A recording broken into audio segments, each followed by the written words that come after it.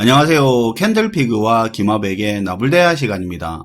저희가 유튜브를 3년째, 올해 횟수로만 하면 4년째 채널을 운영하고 있는데요. 최소 2년 이상 꾸준히 챙겨봐주신 분들은 아시겠지만 저희가 미 연준이나 한국은행 같은 중앙은행 수장들이 공식적인 자리에서 이야기하는 단어 하나나 회의에서 나오는 소수의견 하나하나를 굉장히 챙깁니다. 그걸로 영상을 만드는 만큼 챙기는 편인데요. 보통 여기서 하는 말들이 뻔한 듯한 내용을 유하게 말하는 것 같지만 실제로는 시장에 미리 신호를 던져주는 개념으로 중요한 포워드 가이던스를 줄 때가 많기 때문에 중요하게 생각하는데요. 그런데 개인적으로는 한국은행 총재가 이번에 금융권을 향해서 했던 신년사를 보고 조금 놀랬습니다. 원래 이런 말은 두리뭉실하고 유하게 하는 경우가 대부분인데요. 근데 이야기하는 중에 더 나은 미래를 위해서 모든 것을 재설정하는 그레이트 리셋의 비장한 각오가 필요하다는 말도 했었고요. 올해는 금융권의 위기관리 능력이 진정한 시험대에서는 한 해가 될 것이다 같이 강도 높은 말을 했습니다. 그레이트 리셋, 진정한 시험대 같은 말은 조금만 생각해보면 굉장히 무서운 말인데 이런 말은 현직에서 물러나 있는 사람들이나 하는 말이죠. 여튼 이 중에서 중요하게 거론됐던 게 이제는 우리가 하도 들어서 관심도 없는 바로 부채 문제였습니다. 그래서 오늘은 우리나라 부채 상황이 지금 도대체 어떤 상황인지 좀 다가올 수 있도록 이야기 한번 해볼 텐데요. 관심이 없더라도 중요한 부분이니까 꼭 한번 끝까지 들어주시길 바랍니다. 반갑습니다, 김하백님. 네, 안녕하세요.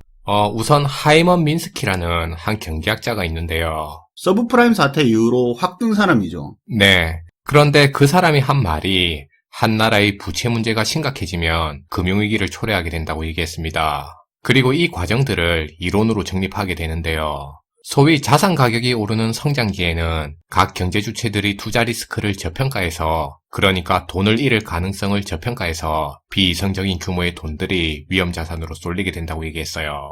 그리고 그 과정에서 점점 무리한 투자도 늘어나게 된다고 얘기했는데요. 결국 무리한 투자로 인해서 부채는 부채대로 눈덩이처럼 늘어나게 되고 자산 가격도 동시에 올라서 전체적인 자산 시장 규모를 키워가게 되는 겁니다. 그리고 그러는 사이에 실물 경제와 금융자산과의 괴리율이 점점 더 크게 벌어지게 되는데요. 그러다 어떤 특정 시점에 이르러서는 사람들이 기대했던 만큼의 그 수익을 얻지 못하는 현상이 나타나게 됩니다. 그럼 시장에서는 이거 뭔가 이상하다는 불안 심리가 갑자기 퍼지면서 보유하고 있던 자산을 갑자기 팔아치우는 현상이 나타나게 되는데요. 앞에서는 사람들이 돈을 잃을 가능성을 저평가해서 그래서 빚도 늘리고 투자 규모도 키웠다면 이번에는 반대로 건전한 자산까지도 그 가치를 저평가해서 온전한 자산까지도 싸게 팔아치우는 현상을 보이게 됩니다. 결국 자산 가격과 부채 거품은 붕괴되는 과정을 겪게 되는데요. 결론적으로 민스키의 이론을 보면 금융시장에서는 각 경제 주체들의 비합리적인 투자 심리 때문에 앞에서 말한 저런 현상들이 주기적으로 반복되게 된다고 소개하고 있습니다. 특히나 투기적인 버블이 낀 시장일수록 더욱 조심해야 된다고 알려주고 있어요. 네, 민스키 모멘트라는 말이 있죠. 부채가 쌓이고 쌓이다가 어느 순간 목에 차는 그 순간이 오면 문제없는 자산들까지 다 내다 팔면서 금융위기가 온다는 거요. 요즘 많이 듣는 이야기죠. 네. 새해 들어 우리나라의 경제 수장들이 거품 경제를 경고하고 나서고 있는데요. 현재 우리나라의 가계와 기업, 그리고 정부 부채가 감당하기 힘들 정도로 시한폭탄으로 다가올 수 있다고 경고하고 있습니다. 현재 많은 돈들이 빚을 내서 투자하는 비투로 주식시장에 몰리고 있는데요. 그리고 영혼까지도 끌어쓴다는 연끌로 부동산 대출이 산더미처럼 쌓여가고 있어요. 요새는 연끌로 투자도 하죠. 빚 많다는 건 알겠는데 도대체 어느 정도입니까? 네. 최근 국제결제은행인 BIS는 우리나라의 가계와 기업, 그리고 정부 부채의 총 합계가 4,900조에 이르고 있다고 발표했는데요. 사실 전 세계의 대부분의 국가들이 2008년의 금융위기 이후로 경제를 회복한답시고 빚을 꾸준히 늘리고 있었는데요. 그런데 유난스럽게 우리나라만 다른 나라에 비해 빚이 빠르게 증가하는 모습을 보여주고 있습니다. 그게 얼마나 빠른가요? 현재 빚이 얼마나 빠르게 늘고 있냐면 금융위기 이후로 지금까지 전 세계의 평균적인 증가 속도에 비해서 우리가 5배나 빠른 145%의 증가율로 빚이 급격하게 증가하고 있는데요. 게다가 부채 규모 역시도 만만치 않게 늘어나게 된 상황이라고 볼 수 있어요. 현재 우리나라의 가계부채 규모는 GDP 대비 101.1%로 이미 우리나라의 GDP 규모를 완전히 넘어서게 된 상황이 됐습니다. 가계부채가 GDP 대비 100%를 넘었다는 말이 솔직히 어느 정도인지 감이 안 오는데요. 뭐 비교할 만한 게 있습니까? 네. 2008년에 모기지발 금융위기가 터졌을 때 당시에 미국의 가계부채 규모는 97.4%를 유지하다가 부실담보대출이 터지게 됐는데요. 그리고 91년 당시에 일본의 버블 경제가 터졌을 때 당시 일본의 가계부채 규모는 70%가량을 기록하고 있었습니다. 일본의 버블 터진 거랑 서브프라임 터진 게 그때 GDP 대비 가계부채가 70% 90%대 터졌다는 건데 지금 우리는 100% 넘었다 이거죠. 그렇죠. 그러니까 비교해서 본다면 현재 우리가 기록하고 있는 101.1%라는 가계부채 규모는 분명히 비정상적이면서 위험 신호로도 볼 수 있는 수치가 됩니다. 그럼 기업 부채는 어떤 상황입니까? 네. 그리고 사실 가계부채에 이어 기업 부채 역시도 심각하게 볼 수 있는 상황인데요.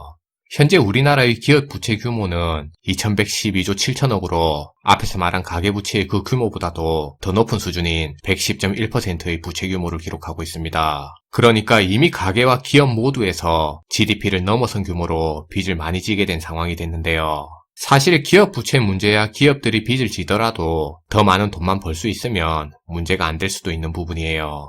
그런데 현재 좀비 기업 문제가 지금의 우리 경제에서 점점 심각해지고 있는 상황인데요. 사실 좀비 기업 같은 경우는 돈을 벌어서 이자도 못 내는 기업이니까 사실은 문을 닫는 게 맞다고 볼 수 있어요. 그런데 당장 문을 닫으면 사회적인 문제가 복잡해지니까 그냥 연명시키면서 유지되고 있다고 볼 수 있는데요. 그럼 캔들피그님의 현재 전체 중소기업에서 이런 좀비 기업들이 몇 프로나 되는지 한번 때려 맞춰보세요. 뭐 많으니까 물어봤겠죠. 한 30%? 조금 더 써야 됩니다. 40%? 조금 더요. 설마 50%? 한국은행에 따르면 현재 이런 좀비 기업들이 전체 중소기업들 중에서 절반이 넘는 52.8%나 차지하고 있다고 합니다. 와, 이거 장난 아니네요. 네. 사실 그동안의 정부는 코로나 대책의 일환으로 이러한 기업들을 상대로 코로나로 힘든 동안에는 원금도 이자도 갚지 말라고 하면서 6개월씩 이자 상환을 유예시키면서 밀어주는 정책을 폈는데요. 그런데 이제 더 이상은 계속 유예할 수 없는 상황이 다가오게 됐습니다. 이게 여기서 더 이상 유예하다가는 이제 은행들이 못 버티게 될 상황이니까 더 이상은 유예가 힘들다는 입장을 은행들이 보이고 있는데요. 그리고 그 만기 시점이 3월 말이면 이제 곧 다가오게 됐습니다. 그래서 많은 중소기업들이 조만간에 만기 시점이 다가오게 되면 빌린 대출을 못 갚아서 쓰러지는 기업이 속출할 수 있다는 전망도 나오고 있어요. 한국은행에서는 대략 향후 한 2년 사이에 가계하고 기업이 빚을 못 갚아서 대략 67조 원가량이 부도로 터질 수 있다는 예상을 전망했는데요. 좀비 기업들의 도산도 우려되는 상황이고, 그리고 최근에 주식이나 부동산 한다고 대출받은 돈들도 많은데, 그런데 이제는 그 돈도 갚지 못하면서 부도나는 상황이 나올 수 있다는 우려도 많이 나오고 있습니다. 딴 데도 아니고 한국은행에서 나온 이야기라니까 좀 신경이 쓰이네요. 네. 참고로 지난달에는 국제결제은행에서 우리나라의 가계와 기업들이 진 빚 위험도를 격상시키는 일이 있었는데요. 기존의 주의 단계에서 11년 만에 경보 단계로 격상하는 일이 있었습니다. 그러니까 국제결제은행이 보기에도 현재 우리나라의 가계나 기업들이 진 빚이 많이 위험해 보인다고 판단하고 내린 결정이에요. 국제결제은행에서 우리나라 가계기업 부채 위험도를 경보 단계로 이제 보는 거네요. 네. 사실 그동안에 우리 정부는 낮은 금리에다 적자 재정까지 총동원해서 어지간히 많은 돈들을 시장에다가 풀고 있었는데요. 그런데 그렇게 풀린 돈들은 증시와 부동산으로만 흘러 들어가게 되고 아직 내수 경제는 계속 바닥인데 주식하고 부동산 가격만 연일 사상 최고치를 경신하게 됐습니다. 그리고 그 과정에서 가계는 가계대로 기업은 또 기업대로 빚을 많이 늘려가게 됐는데요. 게다가 코로나 사태로 인해서 정부 부채까지도 급증하게 된 상황이라 이제 부채 문제를 심각하게 들여다볼 상황이 됐습니다. 결국 가계와 기업, 정부 모두가 이 부채 문제에 있어 여유가 없는 상황에 놓이게 됐는데요.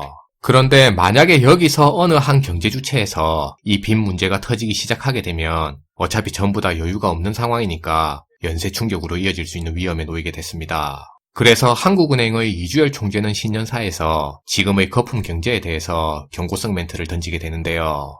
이주열 총재는 올해 우리 경제가 자그마한 충격에도 시장이 크게 흔들릴 수 있다는 우려를 남겼고요. 그리고 기존에 잠재된 위험들이, 그러니까 앞에서 말한 부채 위험들이 올해 들어 본격적으로 드러날 수 있는 해가 될 수 있다고 경고했습니다.